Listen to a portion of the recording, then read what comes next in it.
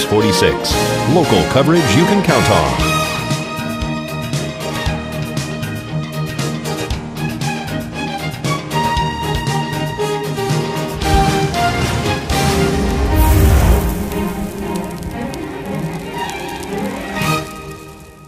At Healthcare Partners Medical Group, our mission is to provide the highest quality of healthcare to each and every patient. With 5 locations in Pahrump, we are local doctors you know and trust. We want to thank you for choosing us. Quality care starts here. Have you ever been to a pharmacy and felt they just didn't care about whether or not you were taken care of? At Family Pharmacy, we care about you and your needs and do everything within our power to be sure your doctor's orders for medication are taken care of, including compounding. And that's why we've added free pharmaceutical delivery. And now we're pleased to add free medical supply delivery. That's right, free medical supply delivery right to your door in Pahrump. Family Pharmacy is where our family cares about you and yours. Call 775-751-1144. News 46 is brought to you by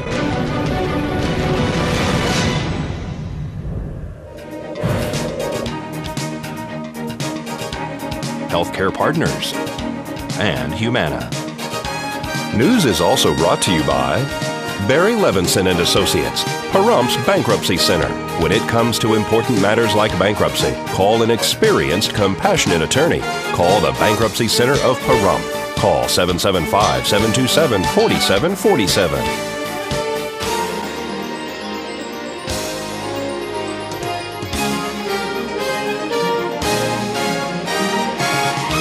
Tonight on News 46, detectives are tracking leads for the hit-and-run accident.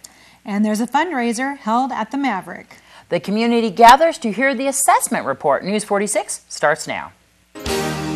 You're watching KPVM News 46 with Rick Vale and Rhonda Van Winkle. Local coverage from Deanna O'Donnell. News 46. Local coverage you can count on.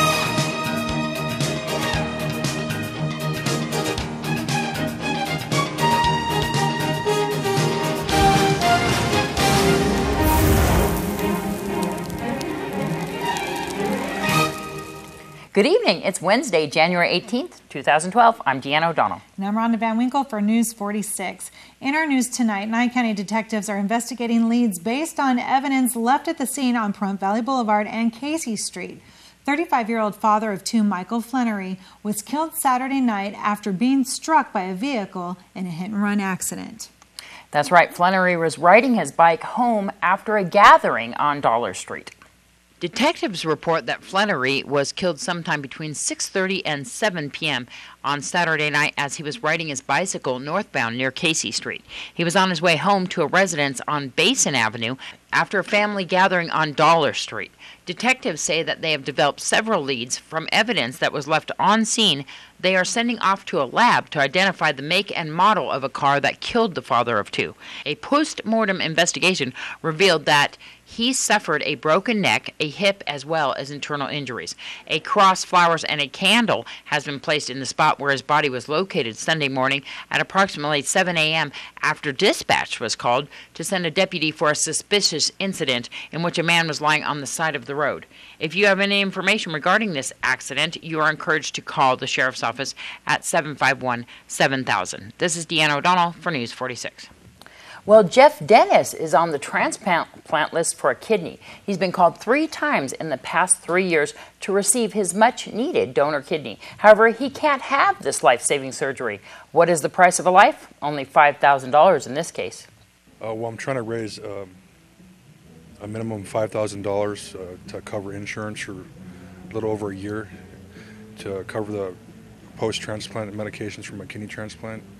And I've been on dialysis for about 3.5 years now. I've been called 3 times already, and they wouldn't give me the transplant because I wasn't financially able to pay for the medication, so I'm just trying to raise some money.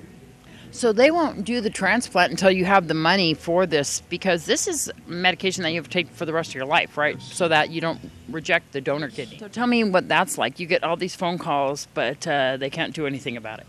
It's very frustrating because it's just, delaying my life. I'm on dialysis 10 hours a night, 7 days a week, and I just want to get it over with. So I know that your family's kind of put this fundraiser together here at the Maverick, and a lot of people have donated. Monkey Bars donated $500 worth of things so people can have raffles and stuff. Right. Yes. My mother's friend, she knew how to do these types of fundraisers, and she's helped out a lot. And we're going to see if we can raise the money needed. I know we've seen signs out all over town, and they've really done a lot of legwork for this fundraiser. You're only 30 years old. Yes. Tell me a little bit about yourself personally. Well, I'm originally from California. I moved here 3.5 years ago when I found out about my condition to be closer to family. And the transplant waiting list in Nevada is much shorter than California. And you can see that it is because you've been called 3 times. So how much funds do you have, or you need 5,000 more? Right now I've raised nothing. So after tonight we'll see what happens. And I know that there's a website that they can go to, which is helphopelive.org. Yes, it's helphopelive.org, and you just type in my name under Find a Patient, and they could donate online, credit card, or phone call, and all donations are for medical reimbursement only. And will you be having any other fundraisers? Do you know? I'm not sure what they have going on right now. We might. I'm going to check up on that. You'll keep us posted on how you're doing, and of course we wish you the best. If people have any questions, who can they call? 702-497-0553. Well, we have a lot more news coming for you in this next half hour, so stay tuned. We'll be back right after the break.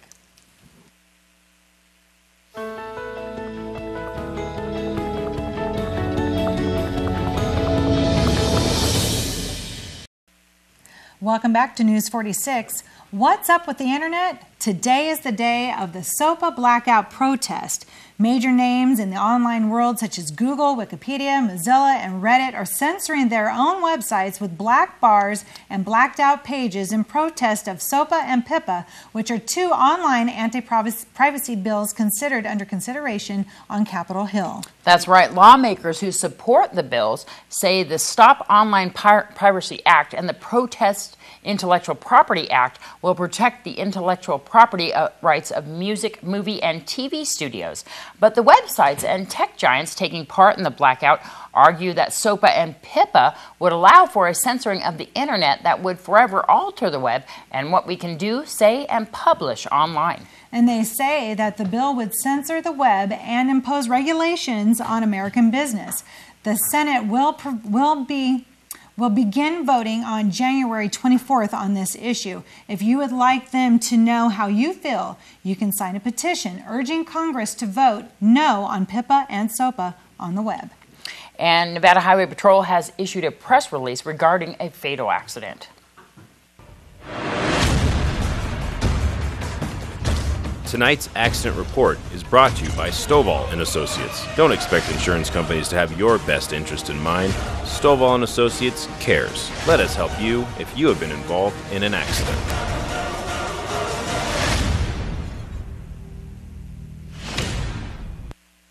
Nevada Highway Patrol Trooper Elliott reports that on January 11th at approximately 7 a.m., a gold 1995 Toyota 4-door was traveling southbound on State Route 169 in the southbound turn lane. A blue 2008 Subaru SUV was traveling northbound on State Route 169.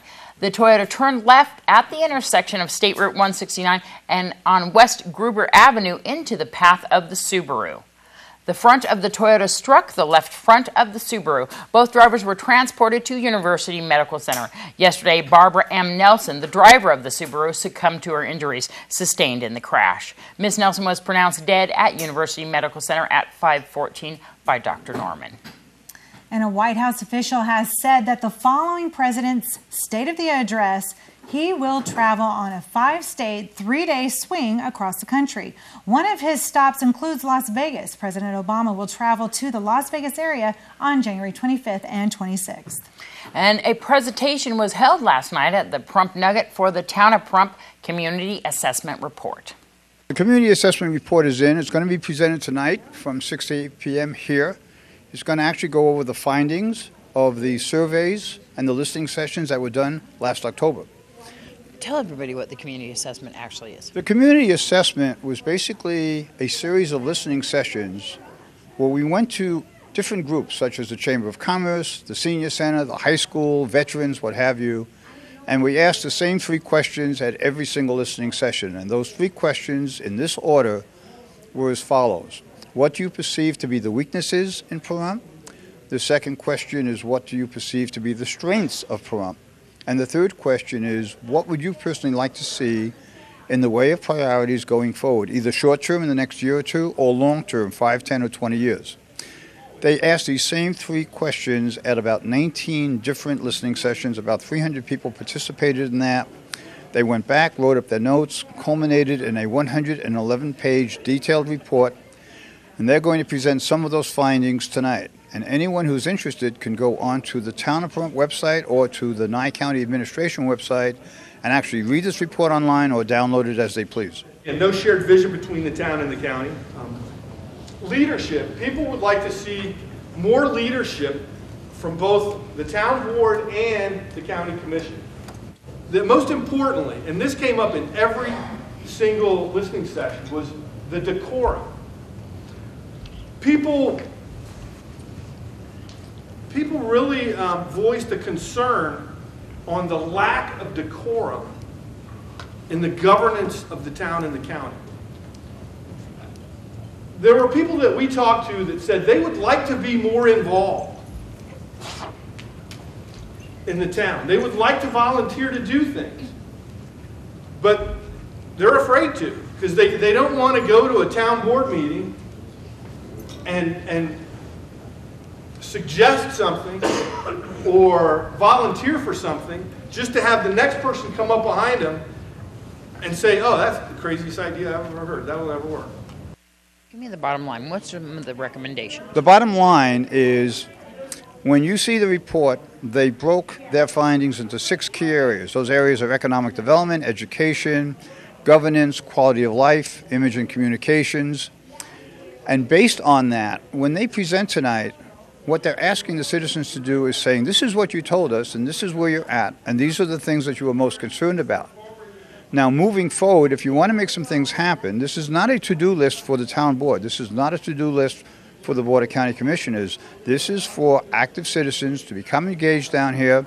So if you have a passion for something, whether it be a movie theater or fairgrounds, if you think there's something you'd like to see here, start to initiate it through a local citizens activity group, form a task force, set some priorities and plans, and move forward on this. They also give you in this report a series of resources and additional support that you can get from outside the county to go forward on any one of these areas.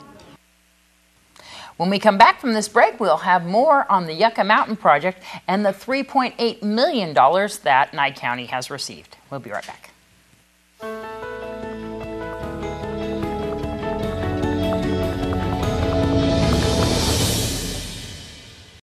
Welcome back to News 46. Nye County will receive $3.8 million from the U.S. Department of Energy.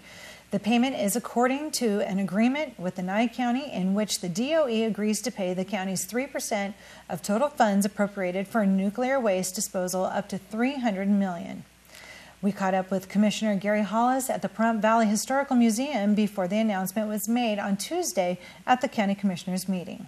Yeah, we're going to be talking about, is a repository even needed? Can the waste be transported safely? Is leaving the waste where it is a solution? And is Yucca Mountain geologically safe? Is Yucca Mountain a dead issue right now? Tell me what's going on. No, it's not a dead issue. There's going to be some court proceedings that have to go on with the D.C. Circuit.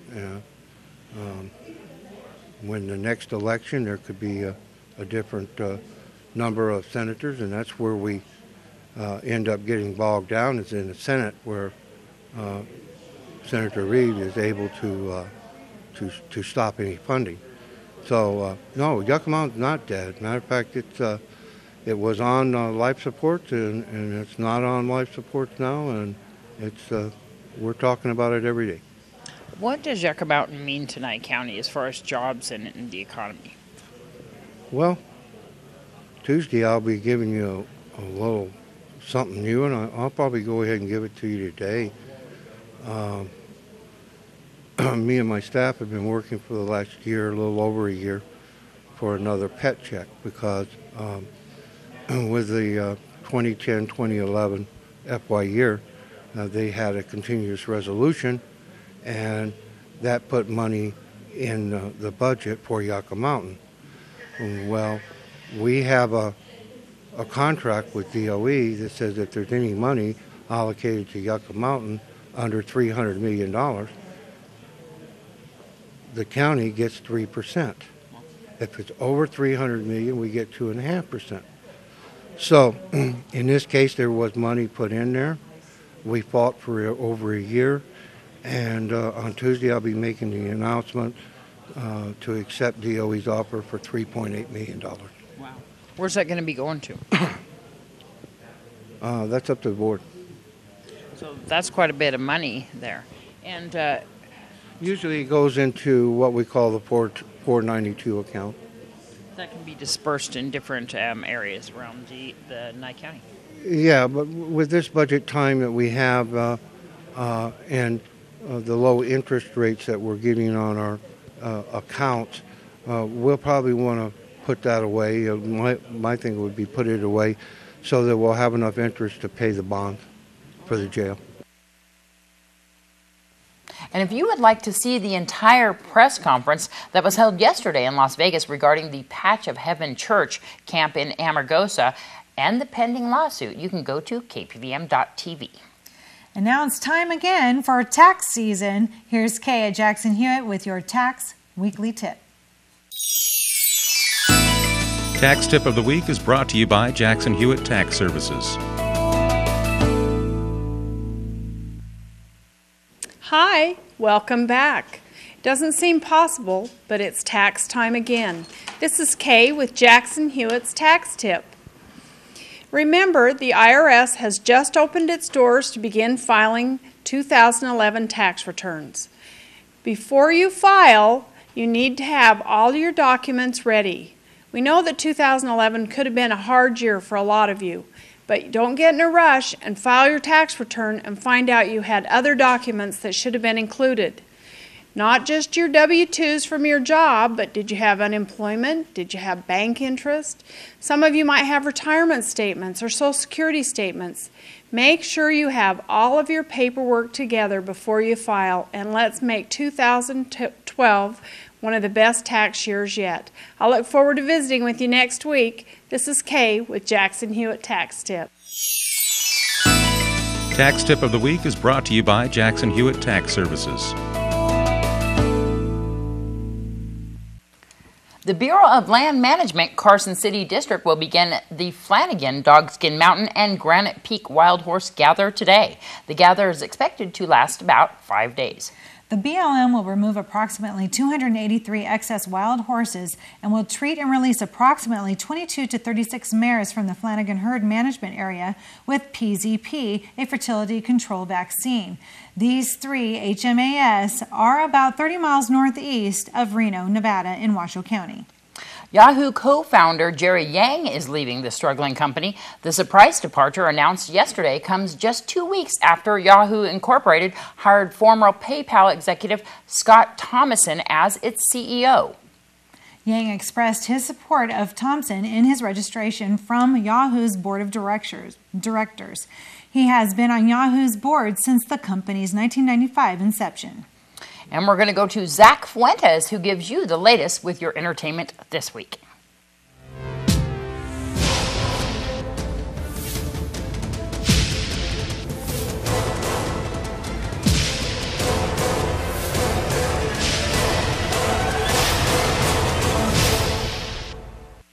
I'm Zach Fuentes with your entertainment this week. Since we talked last time, 2 big award shows took place, so I'll give you a recap of the People's Choice Awards and the Golden Globes. We'll begin in order of appearance with the People's Choice Awards, which were held last Wednesday night. In the television category, Ellen DeGeneres won Favorite Daytime TV Host, Jimmy Fallon won Favorite Late Night TV Host, Favorite Network TV Comedy went to How I Met Your Mother, and Favorite Network TV Drama went to Supernatural. As far as the movie category is concerned, Favorite Movie went to Harry Potter and the Deathly Hallows Part 2. Favorite Movie Actress was Emma Stone, who you may remember from The Help or Crazy Stupid Love. And Favorite Comedic Actor went to Adam Sandler, who you may remember from a whole bunch of classic comedies. As far as the category that happens to be my personal favorite, music, favorite male artist went to Bruno Mars, favorite female artist to Katy Perry, and the favorite album of 2011 was Lady Gaga's Born This Way, and favorite song of the year was E.T. by Katy Perry featuring Kanye West. Now we'll move on to the second awards show that took place on Sunday, the Golden Globe Awards. The 69th Golden Globe Awards were hosted by Ricky Gervais and featured some controversy amongst some of the stars in attendance. But instead of focusing on the negative, we are going to look at the positive and get to what the Golden Globes are really about, the awards. Best Actor for Drama went to George Clooney for The Descendants. Best Actress for a Drama went to Meryl Streep, no surprise there, for The Iron Lady. And Best Supporting Actor went to the timeless Christopher Plummer for Beginners. And Best Supporting Actress went to Octavia Spencer for her role as Minnie in The Help. Best Director went to Martin Scorsese for Hugo, and Best Picture for a Drama was The Descendants. Now remember that the Golden Globes can sometimes give us a look at who the winners for the Academy Awards will be. We can find out how good of a look that will be next month. I'll be sure to keep you posted. I'm Zach Fuentes, and that was your entertainment this week. In tonight's CES wrap-up, News 46 spoke to Jean Henry of Kodak about their new line of Hero printers, which feature wireless printing and more. Jean, hi. Can you tell me a little bit about Kodak's new line of printers, the Hero set? Good morning. It's great to be here. So we launched our new Hero printers in September of 2011, and this is a whole new line of printers for us. It's the first time we've had printers that are actually able to be connected directly to the internet, and that lets users print directly to them using Google Cloud Print and our new Kodak email print service. The email print service lets you set up an email address that's associated with your printer, and then you can send emails to the printer, and then the printer will print anything in the email, anything that's attached to the email out, and the copy is absolutely gorgeous. Wow, fantastic. And basically, what is the price range for these? We have printers that start at $99 and go all the way up to $249. Nice. And also you were saying something about addressing each printer with an email? Exactly. So when you buy your printer and you set it up, we'll show you how to set up your printer with an email address. And what you do is you add that email address to a mobile device like your smartphone or your tablet, and then you can attach documents to your emails and send them directly to the printer with no PC in the middle, because your printer is actually connected to the internet, and the email goes straight there and prints out from our printers. Fantastic. Are they available for release, or is there a release date on the Heroes? Yes, we launched all of the products, all the Hero products, in September of 2011, so they're all currently available. Fantastic. Thank you very much. You're very welcome.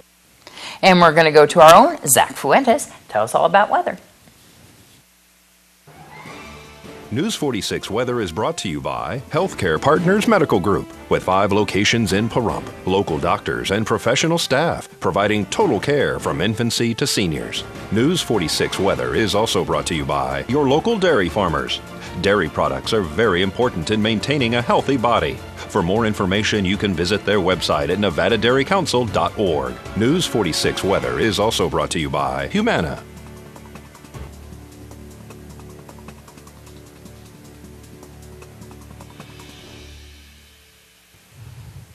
And welcome back to News 46. I'm Zach Fuentes, back again. We already talked about awards show, so now let's talk about today's weather. We had sunny skies, a high of 57 degrees, and winds coming out of the south at 2 miles per hour. Gusts were up to 5 miles per hour, and our pressure is holding steady at 30.22.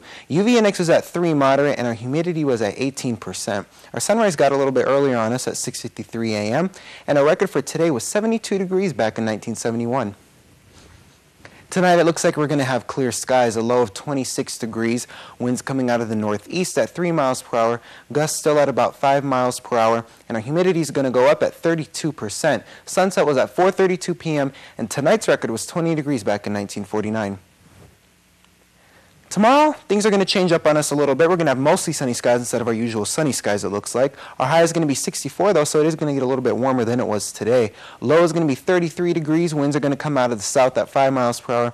And our gusts are going to be at up to 9, so those are going up a little bit. UV index is still staying the same at 3 moderate, and our sunrise is going to remain at 6:53 a.m. Humidity is going to go up just a little bit at 19%.